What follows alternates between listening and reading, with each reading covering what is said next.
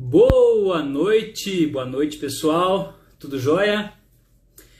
Agora ao vivo, diretamente dos estúdios do meu quarto.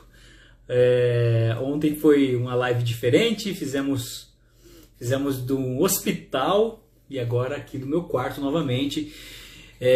Obrigado pelas orações, pela torcida, por todo mundo aí que estava aí comigo ontem. E receberam também, mandaram mensagem, enfim, muito obrigado, foi muito legal, a cirurgia foi tudo em ordem. Boa noite, diretora Kátia, Irla Mirelli, Helene Gardim, boa noite a todas. Gente, vamos lá então para o capítulo hoje 38 de Uma Vida com Propósitos. Deixa eu contar uma coisa para vocês, o que aconteceu. Boa noite, Vanessa Souza. Gente, aqueles negócios dos 3 parafusos, né, que eu tinha comentado com vocês, dos 3 parafusos, aconteceu uma coisa muito louca que o médico me contou que os parafusos, para que vocês viram as fotos, os parafusos são... Vou pegar aqui, vai. Ai. Olha só. Os parafusos são 2 menores, todos eram desse tamanho, só que esses 2, o meu osso quebrou, esses 2 parafusos aqui. Meu osso quebrou, por quê? Meu osso estava tão querendo calcificar, sabe? Tendo estímulo e tudo mais, que ele querendo voltar para calcificar, puxar e forçando também, que sem contar a força, a pressão que eu colocava, o parafuso quebrou. Eu fiquei impressionado, isso aqui é titânio e quebrou. Vai brincando com a força do osso aqui. Boa noite, Yasmin Oliveira. Boa noite, Kellen Sabadim. Muito bem, gente, mas foi a novidade hoje. O médico, quando ele foi passar para me dar alta, ele contou essa para mim. Quando ele abriu lá, meu parafusos estavam quebrados. E detalhe, a pontinha do parafuso ficou no meu osso. Ele falou que não vai alterar em nada, é como se fosse uma obturação de dente. E vai ficar para a vida inteira lá. Não estou sentindo dor. Vou tomar remédio daqui a pouquinho. É que eu não vou sentir absolutamente nada mesmo. Mas estou feliz com o resultado da cirurgia. Foi muito bom ter feito. Eu que não estava muito afim de fazer. Mas agora, olha, não me arrependo de ter feito, porque valeu a pena. Valeu a pena. Vamos lá então, gente, capítulo 38, tornando-se um cristão por excelência, tá? Capítulo 38, estamos na reta final de nosso estudo do livro Uma Vida com Propósitos. E vamos lá, gente. O Rick Warren, nesse capítulo, ele é um pouquinho mais radicalzão a respeito de missões, né? Ele fala de uma maneira mais incisiva. Ele comenta aqui que a questão existem 2 formas de você ser cristão. Você ser cristão por excelência e ser um cristão relapso. O que ele chama de cristão relapso? É aquele que não está ligado na grande comissão, é aquele que não está interessado muito naquilo que realmente Jesus falou do id por todo mundo. Ele fala que isso é um cristão relapso, aquele que está deixando de pensar nas coisas muito do reino, pensando somente na vida dele. Tá? Basicamente ele comenta sobre isso. E aí na página 339, ele comenta aqui, olha, um dia a grande comissão se tornará a grande consumação. Ou seja, tudo que estará consumado. Nos céus, uma enorme multidão de pessoas, abre aspas, de todas as nações, tribos, povos e línguas, isso é citado em Apocalipse 7, 9, parte B do versículo, estará um dia diante de Jesus, Cristo, para adorá-lo. Olha que legal. Um dia, no céu, de pessoas de todos os povos, tribos, raças e nações, né? Todas as nações, tribos, povos e línguas, estarão diante de Jesus. E ele assinala aqui, envolver-nos como cristãos com excelência nos permitirá experimentar um pouco do céu antecipadamente. Olha que legal. Fazer missões, falar com pessoas de diferentes maneiras de pensar, diferentes credos, diferentes, como ele fala aqui, povos, línguas, raças, nações, etc. É uma maneira de você experimentar um pouquinho do céu, porque lá nós teremos pessoas diferentes. O céu ele é diverso, as pessoas são de maneiras diferentes de se portar, de se comunicar, e vai saber como vai ser lá. Mas ele faz essa comparação. Se nós, um dia, todas as nações, tribos, raças, línguas, etc., estarão diante de Jesus, nós temos a chance de experimentar um pouco isso aqui. A gente tem a chance de experimentar isso um pouquinho aqui na nossa vida como cristãos, quando nós experimentamos debater com outras culturas, né? Falar sobre Jesus com outras culturas. Gente, eu tive o privilégio de fazer viagens missionárias, muitos de vocês sabem, eu vou até comentar com vocês algumas coisinhas aqui, mas eu também tenho alguns meus pés atrás com um excesso de viagem missionária também, eu vou explicar por quê. Esse livro aqui, inclusive, esse capítulo me ajudou a esclarecer muita coisa. Eu vou falar para vocês o porquê, vocês vão entender. Porque eu tive meus momentos altos e baixos em missões. Eu cheguei a questionar chamado missionário estando em campo missionário. Eu cheguei a questionar o porquê de eu estar fazendo aquela viagem, sendo que tinha tanta gente no Brasil que precisava de ouvir aquela palavra. Eu já cheguei a ter conflitos assim, absurdos com equipes de missionários. O que eu estava fazendo ali com aquela equipe? E hoje eu tenho mais, digamos, aclarado o porquê de eu ter feito aquele trabalho missionário. Mas eu já vou explicar já no comecinho, tá? No decorrer da nossa live. Seguindo aí então, gente, ele começa a dividir aí como pensar. Olha, tudo começa com pensar, hein? Como pensar como um cristão com excelência. Primeira coisa, que troque o raciocínio egoísta pelo altruísta. Primeira coisa, parar de pensar somente em você. Entender que existem pessoas que precisam ouvir da fé que você tem. Que a sua fé não pode ser uma fé em si mesmada, uma fé somente para você. Pessoas vão ter que ouvir em algum momento sobre Jesus. Nem que seja uma coisa simples, nem que seja uma coisa, sabe, minúscula. Gente, hoje, na hora que eu saí do meu quarto lá, tinha um cara lá, também acidentado, preocupadíssimo porque a namorada dele também tinha sofrido acidente. A patela do joelho da menina quebrou em 10 pedaços. Em 10. Ele machucou a mão. O cara tava malzão lá. Eu percebi isso desde a hora que eu cheguei. Já troquei uma palavra com ele. Já desde que eu conversei com ele lá. Após a cirurgia. Um pouquinho antes da cirurgia. Acho que foi um pouquinho antes da minha cirurgia. Troquei uma ideia com ele. Acalmei o coração dele. Tal. Ele assistiu a live de ontem.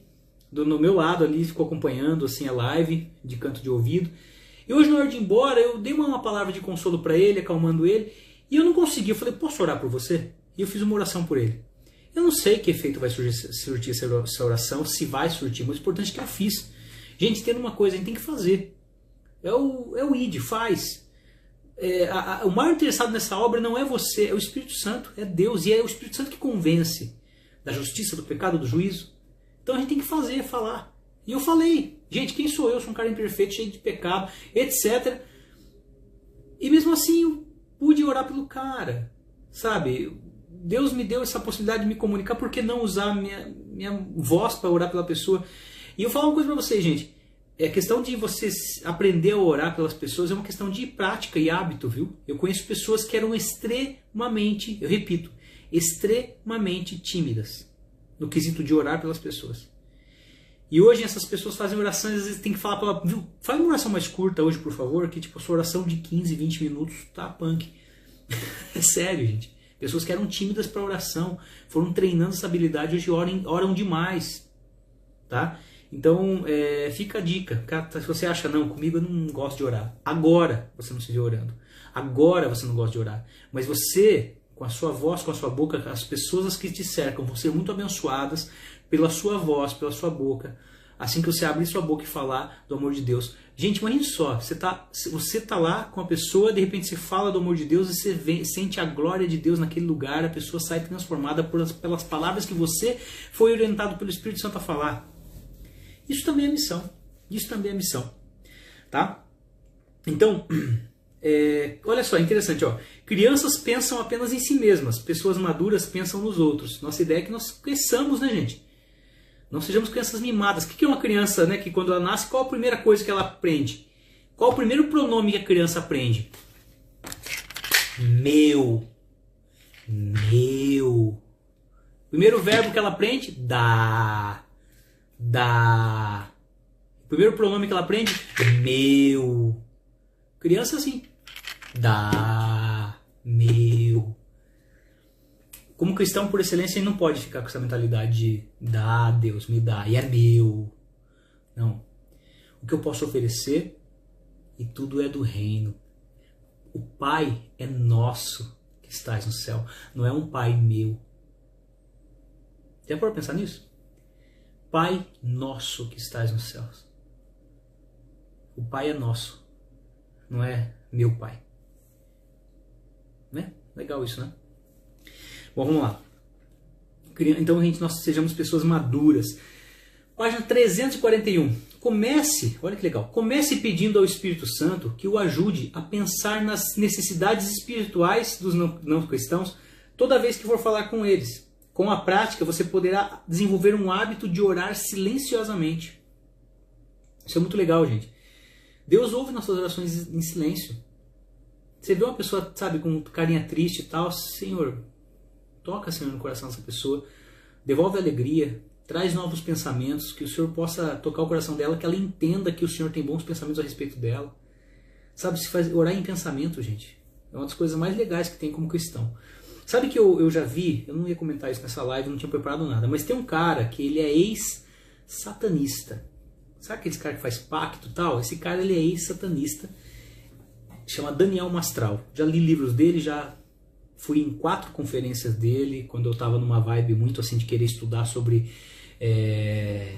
umas pegadas muito punk assim, de evangelismo, e eu fui nos congressos dele, e o Daniel Mastral, eu até tenho uma foto com ele inclusive, mas eu, o Damião, o Fernando, a gente era meio rato dessas conferências, e ele fez 4 conferências aqui em Piracicaba, uma época, anos 2007, 2008, 2009, e, bom, e o Daniel Mastral, ele falava que uma das coisas... Hoje ele é cristão, ele é pastor, ele é escritor de livros, um cara espetacular, passou por muitos perrengues na vida, perdeu o filho, perdeu a esposa, enfim. O Daniel, ele foi da alta magia do satanismo, e ele comenta, gente, uma das coisas mais impressionantes que eu vi dele comentar, falou o seguinte: gente, uma das coisas mais legais que eu vejo no cristianismo hoje, que eu posso falar com o Senhor que eu sirvo, eu posso falar com Jesus dirigindo o meu carro, andando de ônibus, em qualquer momento. Porque quando eu estava no satanismo, para eu me comunicar com a potestade lá, o demônio lá, enfim das quantas, ele tinha que ter um horário específico, tinha que desenhar um pentagrama no chão, colocar um espelho, uma luz de vela atrás dele, e ele vê o rosto dele se transfigurar naquele espelho, e aí ele falava com o cão lá. Era um trampo, tinha todo um ritual de pentagrama no chão, aquela estrela com uma vela em cada intersecção daquele pentagrama. E ele comenta assim que ele fala quantas coisas, a gente tem todo um ritual para falar com o oculto. E quando Jesus morreu, o véu do templo se rasgou de alto a baixo e a presença de Deus invadiu a terra. E todos nós que nós queremos falar com Jesus hoje, agora a gente fecha o olho e fala com ele, e não precisa de ritual nenhum, não precisa acender vela, não precisa bater em madeira, não precisa ver nosso reflexo transfigurado, não precisa nada dessa palhaçada. Jesus é acessível. Jesus está à distância de um olho fechado. Não é só de um par de joelho dobrado, a gente ajoelha por reverência, mas Jesus está acessível a nós a um fechar de olhos. Esse é o Deus que a gente serve. Esse é o Deus que a gente serve. Está parecendo uma pregação isso aqui hoje, né? Amém, igreja? Amém. Mas é isso, gente. Não pode, a gente tem que entender que Deus ele é acessível. E a gente ora em pensamento pelas pessoas. Ora em pensamento. Você vai ver alguma pessoa triste, ora em pensamento, Senhor, abençoa as pessoas. Sabe? Eu lembro que uma vez eu passei do lado de uma pessoa chorando. Eu estava no terminal de ônibus, eu andava de ônibus na época. Eu era adolescente, eu vi uma menina chorando, eu falei, meu, que vontade de sentar ali e conversar com a menina, mas vai que ela tá chorando por causa do namorado e o namorado aparece, né? Pensei comigo, não deve ser uma boa ideia. Mas ela estava chorando lá e tal, eu falei, ela deve ter perdido alguém. Eu fiquei orando por ela, pela menina. Eu vi uma loirinha lá de olho claro chorando. Fiquei pensando, Senhor, abençoa essa menina. Deus, o que será que ela tá chorando, pai? Toca o coração dela. Nunca mais vi a menina na vida, eu acho. Se eu vi, não lembro. Mas, enfim. Sabe, eu acho que a nossa missão é essa. A gente, de repente, orar. Orar pelas pessoas, orar pelas situações. Vamos seguir. Outro tópico. Deixe de raciocinar de forma restrita, raciocine de forma global. Isso é legal, gente. De repente Deus pode tocar seu coração para orar por países específicos, nações específicas. Eu conheço pessoas que são apaixonadas por uma nação do outro lado do planeta que ela nunca foi, e ela ora por essas nações, a pessoa sente de orar. Eu tenho uma amiga minha que ela é apaixonada pelo Paraguai. Eu tenho uma amiga minha que é apaixonada pela Romênia, não é à toa que ela viajou para a Romênia, casou com um cara da Macedônia. Eliane Gardim sabe de quem eu estou falando. Ela é apaixonada pelo leste europeu, ela ia para a Rússia, depois Deus mudou o chamado dela para a Romênia, ela foi para a Romênia. Ela tem uma associação que ela trabalha lá, enfim, ela está no Brasil agora, mas ela casou com um cara da Macedônia. O coração dela queima por aquela nação. Deus pode fazer isso com a gente também. Tem uma nação pelo qual a gente queime. Né? Eu tenho um quê com Chile, né? Vocês sabem, já fui 8 vezes para o Chile. Chile é um país que eu gosto demais, tem um carinho muito especial, é uma nação que de certa forma me queima o coração. Eu gosto de falar de Deus para as pessoas lá, porque eu acho que talvez eu entendi um pouquinho a cultura e fica mais fácil quando você entende um pouquinho a cultura daquele país para você acessar. Mas, gente, só um comentário que não está no livro aqui, mas eu queria falar. Assim como nós pensamos ecologia Qual a ideia de pensar em ecologia? Eu fecho a torneira em casa, pensando em economizar água da minha cidade, inclusive por conta da estiagem, esse tema está muito em alta, né? Mas eu fecho a torneira na minha casa pensando, opa, a água potável no mundo é um bem, né, que tem que ser usado com uma certa economia, né? Pensar muito bem de usar. Eu considero que quando você usa... Nossa, Fabiano Damiati! Salve, Fabiano! Gente, pausa para tudo. Um abraço, Fabiano Damiati, um grande amigo meu. Foi meu professor na faculdade, se tornou um grande amigo meu. Nós nos encontramos em Roma uma vez, almoçamos juntos em Roma, do lado do Coliseu. Um grande... Cara, que saudade. Fabiano, a gente não se viu mais desde então, hein? Acho que desde 2014 nós não nos vimos. Um dia eu vou dar um pulo onde você está morando. Você está morando em Itu? Não, né? Você está mudou de cidade, né? Eu vi no seu Face lá que você mudou de cidade. Um abraço, meu amigo. Saudade de você, viu? Saudade de nossas conversas. E, enfim, a gente vai se falando aí. Uma hora a gente também, a gente se tromba. Que saudade mesmo de você, cara. Muitas boas lembranças aí dos nossos papos, da época da faculdade, daquele nosso encontro lá em Roma. Você está em Porto Feliz. Happy Port. Legal, Fá. Beijão, viu? A gente se fala. Legal. Bom, gente, vamos lá. Até me perdi aqui, fiquei tão emocionado com o Fabiano que até me perdi. Mas assim, ecologia. Assim como nós pensamos ecologia, de pensar local, pensar global, pensar nos recursos do planeta e agir local, quando a gente pensa de falar do amor de Deus para as pessoas, a gente tem que pensar nisso também. Jesus queria que nós fôssemos para todo mundo, para falar do amor dele, que ele é alegria, que ele é cura, que ele é felicidade, e que ele é justiça também. Ele quer que nós falemos de tudo isso para as pessoas no mundo todo. Só que o que ele está fazendo aqui? Evangelismo para mim é você pensar que Deus quer ganhar o mundo todo, mas começando pelo meu vizinho. Começando em amar o meu próximo. Começando a amar as pessoas que estão ao meu redor. Que adianta eu amar aquelas crianças pobres na África se eu não amo as pessoas que estão aqui do meu lado? Que adianta eu querer atravessar continentes para falar do amor de Jesus se eu não mostro o amor de Jesus para o meu familiar que está dentro da minha casa? Para o meu igual que está na minha rua? Para as pessoas da minha família? Para as pessoas que estão na rua da minha casa, no meu bairro? Então, assim, essa é a minha crítica a respeito de evangelismo muito pensando fora. Aí o Rick Warren fala a respeito de serem ao mesmo tempo todas as coisas, vamos chegar lá.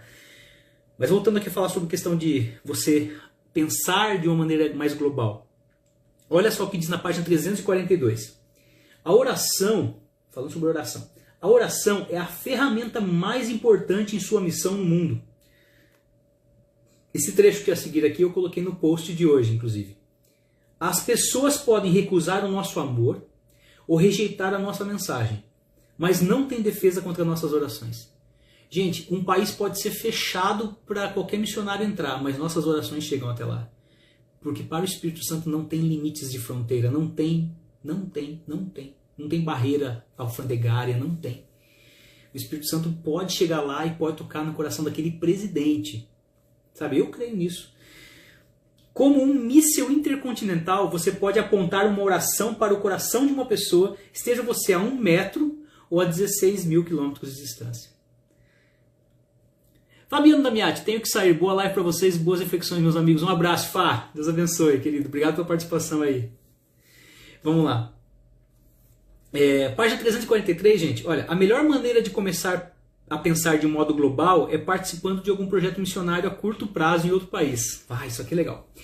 Nada substitui a participação ativa na vida real em outra cultura. Acho legal isso. Eu já participei muitas vezes. E eu sou a favor disso. Tá? Sempre lembrando que você vai ser cristão lá fora, pregar o evangelho lá fora, mas também pensar em aqui dentro também. Tá? Não só lá fora, tal, e tipo, missionários de Miami, né? Pessoas que querem fazer missões só para passear. Isso eu sou contra. Isso eu sou contra, já bati de frente com uma equipe missionária já, porque eu achei que não era legal fazer isso. Então eu acredito assim que vai fazer missão, leva a sério a missão, não é uma viagem para passeio. Quer fazer passeio, vai sozinho. Não precisa ir com uma equipe missionária. Não precisa ocupar o lugar de alguém que está querendo trabalhar para Jesus. Saca? Tipo, vai sozinho. Vai fazer uma viagem turística mesmo. Agora, se vai fazer uma viagem para servir, aí, meu amigo, é outros papos. Não vai, ou é para servir ou é para passear. Você tem momentos de diversão? Você tem. Eu já me diverti pra caramba. Eu fui numa viagem missionária para o Equador uma vez, eu conhecia onde é a linha de divisão do mundo ali, o meio do planeta Terra ali. Foi legal pra caramba, mas o foco da viagem não era esse. A gente tem que sempre falar, para que nós estamos fazendo? O que nós estamos fazendo nessa viagem? Tá? Aí, gente, ó, Jesus estabelece um padrão para o nosso envolvimento. Olha, ele comenta aqui. Vocês serão minhas testemunhas em Jerusalém, em toda a Judéia e Samaria, até os confins da terra. Então, ó, Jerusalém, Judéia, que é uma região maior, Samaria, que era um povo, né, perto ali e tal, mas tinha uma outra cultura, até os confins da terra. Aí ele dá a comparação, olha só.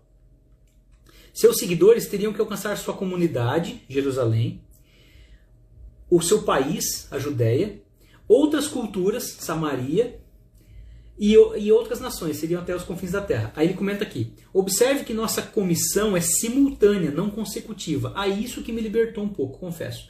Que antes eu achava que realmente era Judéia, Samaria, Jerusalém, Judéia, Samaria, até os confins da terra. Tem que ser nessa sequência. Ele falou que não é nessa sequência. Eu posso fazer missões de outro país, mesmo que eu não tenha ganho minha cidade para Jesus. Tá? Isso me libertou um pouquinho. Falei, poxa, então que bom que eu não fiz missões de uma maneira errada durante todo o tempo que eu servi. Porque chegou uma época que eu estava muito radicalzão. Eu bati na mesa e falei, por que eu estou fazendo missão em outro país, sendo que minha família não conhece Jesus? Eu estava meio assim, sabe? Quantas pessoas estão precisando de cesta básica na minha cidade? Estou fazendo uma viagem missionária lá para o Chile. Eu entrei em crise, confesso. Né? E principalmente quando você chegava nos outros países, você não era bem recebido. Aí a casa caía. Você fala, meu, olha só, né? Eu atravessei o continente para estar aqui para as pessoas não entenderem meu propósito. Talvez se eu estivesse um bairro pobre da minha cidade, teria um efeito melhor. E estava mais perto de casa ainda, sabe? Então daí eu entrei em crise muitas vezes isso. Hoje eu penso o seguinte, quer fazer missão? Vai. Porque se torna um cristão melhor, você volta aperfeiçoado. Eu sempre acredito nisso. Vai fazer um trabalho missionário? Vai. Viva aquilo com intensidade, com amor. E quando você volta para o seu país, você volta como um cristão aperfeiçoado. Eu acho que esse é o grande barato de você poder fazer um trabalho missionário de curto prazo, tipo 15 dias é o suficiente, 10 dias que seja. Eu já fiz trabalho missionário de uma semana só. Já fiz trabalho missionário de 22 dias. Já fiz trabalho missionário de 13 dias. A curto prazo, pega as suas férias e vai. Você volta falando, uau, eu enfrentei um outro idioma, eu enfrentei uma outra temperatura, eu enfrentei tantas coisas diferentes para poder chegar como cristão na minha igreja aperfeiçoado e servir de uma maneira melhor. Eu não sei se ele está aí ainda, se ele entrou, mas eu vi que o Antônio Cota entrou, gente, pastor Antônio Cota, lá de Belo Horizonte. Tá aí, Cota? Saudade de você, meu irmão. Que legal te ver aqui. Vamos lá então, gente. Aí ele propõe aqui, estabeleça uma meta para participar de um projeto missionário direcionado a cada um desses 4 alvos, ou seja, Jerusalém, Judéia, Samaria, até os confins da terra. Ou seja, quais são os núcleos que eu posso servir? Na minha cidade mesmo. Qual é a minha Jerusalém aqui? Quais são meus núcleos que eu posso servir, que eu posso, ser um bom cristão ali para essas pessoas? Também participar de uma viagem missionária de curto prazo ao exterior o mais rápido possível. Pensa em fazer isso. É que agora estamos em pandemia e tal, mas se você pensar, poxa, o que eu poderia fazer em outro país? Conhecer uma igreja lá, servir durante algum tempo, alguns dias mesmo, para você experimentar isso e voltar falando, caramba, eu posso fazer muito mais pelo meu país, no meu idioma. Muito legal isso. Outro tópico aqui, substitua o pensamento imediatista pela perspectiva eterna. Não pensar no aqui e agora somente, mas pensar a longo prazo. Isso ajudará, está na página 344, isso ajudará a distinguir entre o urgente e o eterno. Aí eu grifei uma frase aqui, que isso aqui, gente, se a gente meditar bem nisso aqui, a gente começa a ficar meio assim, mudando nossas prioridades mesmo. Porque olha só o que diz aqui, ó. Muitas das coisas em que empenhamos nossas energias já não significarão mais nada daqui a um ano, quanto mais pela eternidade. E às vezes a gente torra tanto neurônio com coisas que daqui um ano já não vai ter importância nenhuma. O que nós estamos fazendo hoje para alimentar nossa alma para a eternidade, gente? Pensa aí. O fato de você estar encarando a leitura desse livro, isso diz muito sobre você. O fato de você querer investir na sua vida espiritual pensando em propósitos de vida, e espiritual. Se você aguentou a leitura até o capítulo 38, você está investindo em coisas eternas. Essa leitura desse livro, eu acredito que não vai parar só aqui na sua vida. É uma coisa que você está investindo para a sua vida espiritual a longo prazo. Eu creio nisso. Então eu acredito que se você está levando em consideração a leitura desse livro como uma coisa séria, eu tenho certeza que vai gerar bons frutos na sua vida, que são coisas eternas. Vocês viram que esse livro é profundo, né, gente? Não é um livro para você ler numa sentada. Por isso que o autor propõe que a gente leia um capítulo após capítulo, um capítulo por dia. Pense sobre isso. Quais são as coisas que você valoriza, que são importantes, que de fato são relevantes para a eternidade? Tá? Uma coisa interessante de se falar. Eu gosto de usar uma analogia que eu aprendi uma vez com um amigo meu, o crivo dos 5 anos. O quanto essa informação que eu estou recebendo hoje, que está me estressando, que está me tirando a paz, vai valer a pena daqui 5 anos. Daqui 5 anos vai valer a pena pensar nisso? Isso aí vai ter alguma importância na minha vida mesmo? Ou vai ser só uma informação que está esquecida? Nossa, 5 anos atrás aconteceu isso. Se daqui 5 anos te for um peso ainda, então coloque atenção nisso. Se daqui 5 anos isso não vai ter importância nenhuma na sua vida, meu amigo, procura mudar seus pensamentos. Pensar em coisas eternas. Amém? Aí umas perguntinhas para a gente pensar aqui. Ó. O que está se interpondo com a sua conveniência entre você e sua missão? Você está sendo conivente com isso. Alguma coisa está entrando no seu caminho entre vocês e cumprir sua missão de poder mostrar para as pessoas que você é uma pessoa que conhece Deus. O que o está impedindo de se tornar um cristão com excelência? O que quer que seja, abandone-o. Aí em Hebreus fala lá, afastemos de nós qualquer coisa que nos torne vagarosos ou nos atrase. É aquilo que fala, desembaraçando de todo o peso e do pecado que tenazmente nos assedia, corramos a carreira. Ou seja, a gente tem que tirar todo o embaraço, tudo que está prendendo a gente. Está atrapalhando? Tira. Uma oração muito sábia fazendo essa hora é o seguinte, Jesus, arranca de mim tudo que me arranca de ti. É forte essa oração, mas é para oração para corajoso. Mas às vezes eu fico pensando, nossa, a oração que é difícil fazer às vezes, gente. Senhor, tira de mim tudo que me tira do Senhor. Tira de mim tudo aquilo que está atrapalhando o meu relacionamento com o Senhor. Uma oração para a gente poder pensar, saber e fazer. E pedir para que Deus cumpra mesmo. E não é aquela oração, Senhor, eu estou orando, mas ai meu Deus, sabe, então, né? Enfim. 345, página 345. Pare de arranjar desculpas e comece a pensar de formas criativas, em formas criativas e cumprir sua incumbência. Desculpas como, só sei falar esse meu idioma, no caso aqui, só sei falar inglês, né? Que o Rick ele é americano, só sei falar português. Ah, não tenho nada a oferecer, estou muito velho ou muito jovem. Deus tem um trabalho para você fazer com o idioma que você fala, com as habilidades que você tem, ou habilidades até que você vai desenvolver, tá? E com a sua faixa etária também, tá bom? E para finalizar, gente, eu finalizei com a frase, no finalzinho da página 346, eu grifei o seguinte, comissão é sua incumbência, ou seja, o ID, né, o nosso ID, né, o ID de Jesus, né, a grande comissão, é nossa incumbência, está incumbido a gente fazer. Estamos incumbidos de fazer isso. E fazer sua parte é o segredo para uma vida que realmente vale a pena. Gente, o que ele quer dizer com isso? Fazer a nossa parte nessa grande comissão dá sentido à nossa vida. Você começa a entender que a única coisa que você pode levar daqui para a Terra não são os familiares que você deixou aqui, a família que vai lembrar de você, vai colocar flores no seu túmulo no dia 2 de novembro.